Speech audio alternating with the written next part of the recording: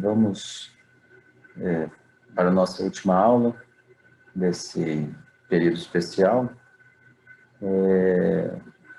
em que a gente vai discutir a regulação do sistema financeiro. Nossas questões vão ser mais de ordem teórica, particularmente questionando, fazendo a seguinte questão, né? Por que regular o sistema financeiro? Então, por que regular? Alguns autores podem levantar colocar como uma questão política ou como uma questão meramente técnica, né? A questão política envolveria questões como que tanto questões políticas como técnicas envolveria essas questões que eu estou colocando aqui para vocês, que seria o que a gente pode chamar de efeito contágio. O sistema financeiro, ele, por estar altamente interligado, né, nas suas relações financeiras, né, uma vez que constitui uma série de relações financeiras interligadas, como a gente vem discutindo ao longo do curso. Quer dizer, por exemplo, a gente tem relações com bancos em que as pessoas, firmas, governos têm contas bancárias, em que esses clientes dos bancos usam o sistema bancário para fazer todo tipo de pagamento e fazer crédito e receber também pagamentos. Enfim, um conjunto amplo de relações financeiras que envolve uma parcela muito significativa da sociedade. De forma que um mau funcionamento, eu já vou dizer o que pode ser um mau funcionamento do sistema, que começa numa parcela pequena de relações, pode afetar outras parcelas de relações financeiras, num efeito que a gente pode chamar um efeito contágio, né?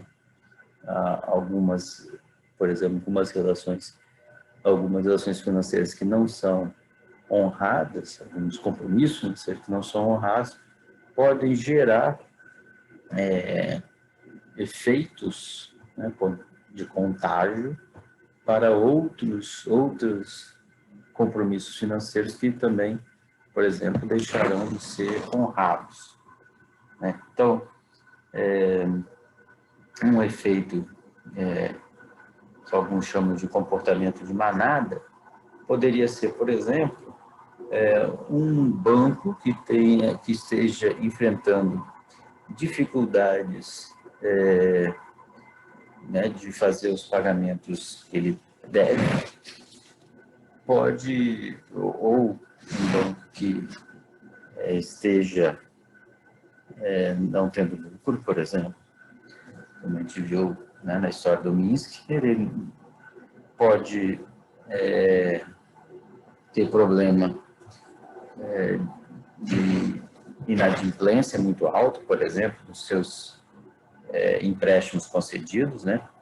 E aí, por exemplo, uma pequena parcela de depositantes pode entender que o banco está correndo risco de falência e podem retirar dinheiro das contas depositadas. Então, se no sistema bancário alguém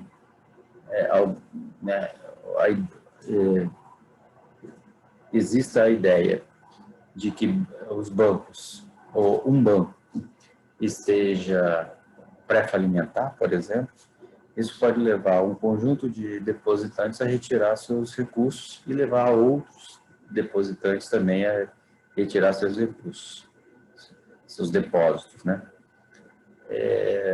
Isso é conhecido na literatura como corrida bancária, né?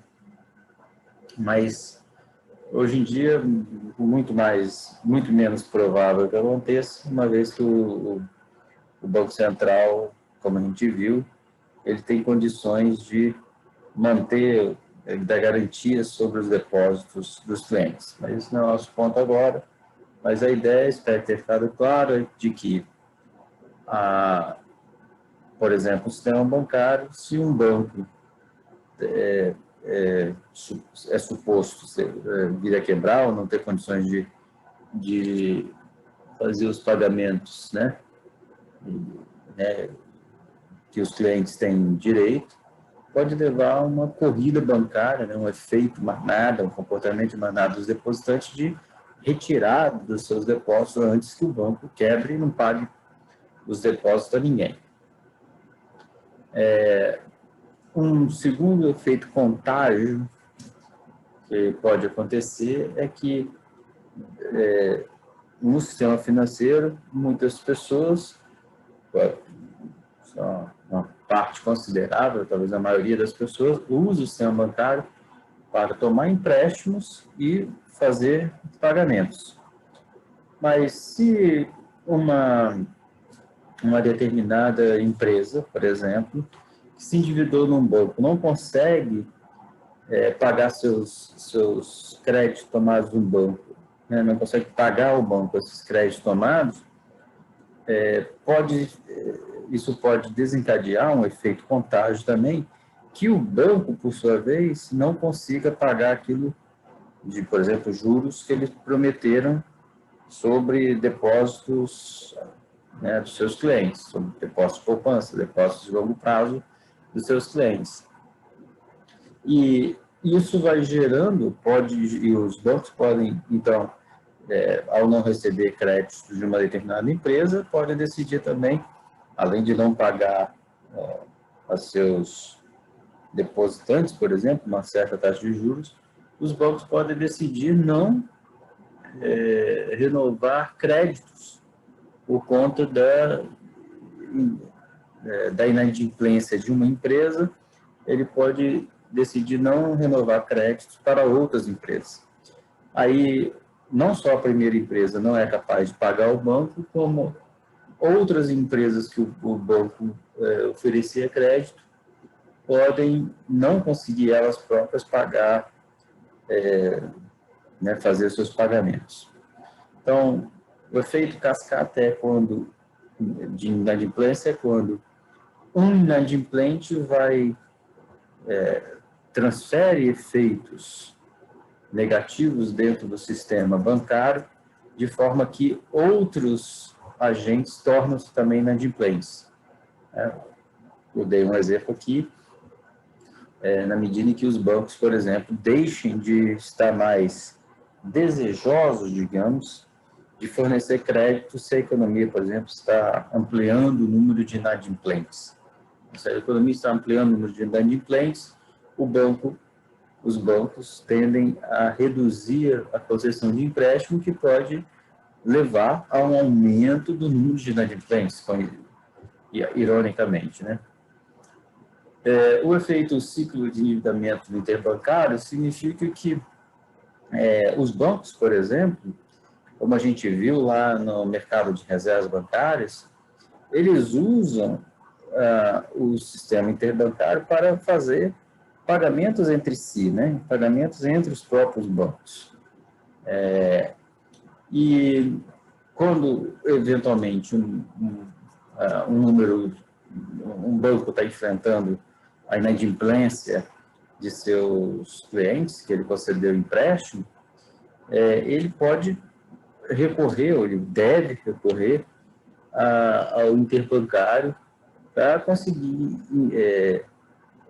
empréstimos com outros bancos, de forma que o seu fluxo de caixa se mantenha, né? Que os seus pagamentos do próprio banco não sejam descontinuados por conta de inadimplência de outros agentes, clientes deles. Mas aí, se vários bancos começam a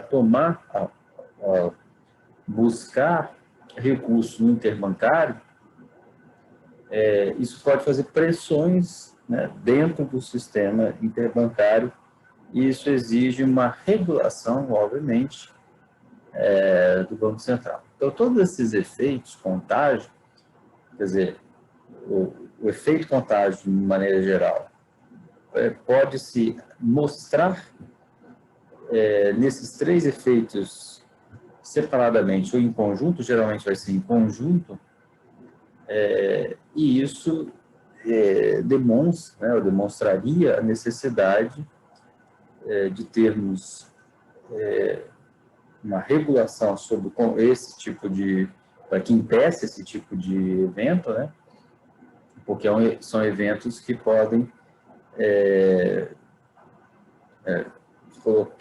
quebrar o sistema, né, colocar o sistema de pagamentos em crise. Um segundo fator do porquê regular, ou porquê regras para o comportamento do sistema financeiro são adotadas, é que quebras financeiras, elas afetam não só investidores grandes, quanto investidores pequenos. Então, existe uma proteção ao consumidor, porque o consumidor, geralmente o consumidor pequeno, ele é mais frágil em negociações no sistema financeiro. Então, ele é mais frágil por ser menor, ele é mais frágil porque ele tem menos informações do que os agentes financeiros que estão vendendo alguma coisa para eles. Então, eles podem ser ludibriados por agentes financeiros, e eles são mais frágeis porque o sistema financeiro promete ganhos rápidos. Isso leva vamos dizer assim, isso potencializa fraude no sistema financeiro. Então, como a gente viu lá com Keynes, né, no capítulo 12, nós temos situações em que no sistema de mercado de capitais, que é muito líquido, etc., pode atrair pequenos poupadores. Mas ao atrair pequenos poupadores que nada entendem do sistema, eles podem ser fonte de fraudes por aqueles que entendem alguma coisa do sistema. Então, as fraudes no sistema são potencializadas. Quanto mais o sistema cresce, no sentido de atrair para dentro dele, sistema financeiro, né? Atrair para dentro dele agentes e consumidores e pessoas físicas ou jurídicas que não têm traquejo, que não têm conhecimento profundo naquilo das coisas que são negociadas. Então, tendem a aceitar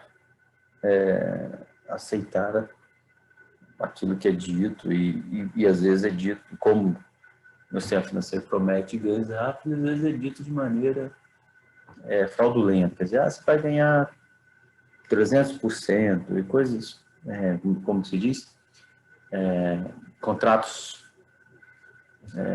maravilhosos e, obviamente, pouco plausíveis. Tudo isso, né? Então, a regulação deve se preocupar com tudo isso de forma a proteger o sistema de pagamentos. Porque o sistema de pagamentos ele envolve praticamente todas as pessoas no sistema econômico. E praticamente todas as pessoas, todos os pagamentos circulam por dentro do sistema financeiro. Então, a pergunta lá em cima, isso é uma questão técnica ou uma questão política? É óbvio que envolve questões técnicas, mas é eminentemente a regulação é eminentemente uma questão política. Porque em todos os casos ali, a regulação vai dizer o que cada participante pode ou não pode, deve ou não deve, quais as responsabilidades de cada um. Então, a própria determinação dessa regra, né, dessa sistemática de regras de pode, não pode, deve, não deve, estrutura, de uma certa maneira, o sistema. E a gente já vai ver em que direções isso pode caminhar, né?